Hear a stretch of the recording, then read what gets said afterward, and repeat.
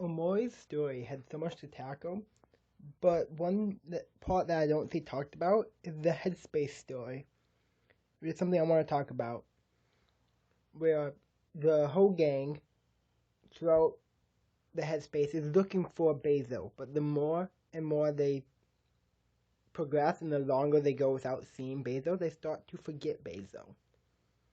It's a sad tale of growing up and moving on. Friendship end. It's part of life. And throughout the headspace, you really start to see that. Kel kicks a flower crown, which is clearly Bezo's flower crown, because they forgot that it was his, and they forgot who he was. They forget his name at certain times and can't place it. Seeing a plant named Bezo and not being able to remember Bezo and his connection with plants. Even at some points, forgetting why they're on their adventure in the headspace altogether, which is to find Bezo.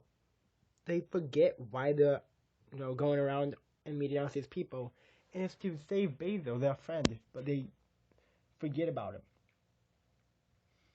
When one person leaves the friend group has to move on. That's just a part of life. And with Bezo not being in the party, he's just the odd man out. It's something I think we can all relate to. That I definitely can. When I moved to college, I lost most of my friends back home.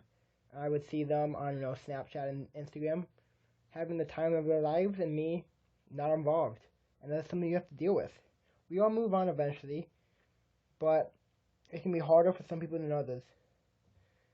And you can see in the real world, it definitely is not easy for Bezo, as in the real world, they've all kind of forgotten about him too, besides Kel, who still tries to from time to time, but it's hard since Mori's death has affected all of them and kind of just tore the friendship apart. And for Omori, or more accurately, Sunny's moving away. That, it's the whole point of the real world is to hang out with Sunny before he moves, but moving's hard. I remember I moved in 8th grade, and it took a toll on me. I didn't get to say a real goodbye to anyone, and moved to a place where I had no friends. Omori, who has buried himself away for years, now has one last chance to try to make everything right by hanging out with his old friends. Mori's death, which was, caused by Omori and covered up by him and Bezo just being at the wrong place at the wrong time to become an accomplice by faking the suicide. I feel like an autopsy report would have shown that Mori didn't hang herself, but that's not really the point of the game. But it just shows the toll that it took on Omori and Bezo, both of them dealing with depression from the fact that they lied and are covering up the accidental death of Mori.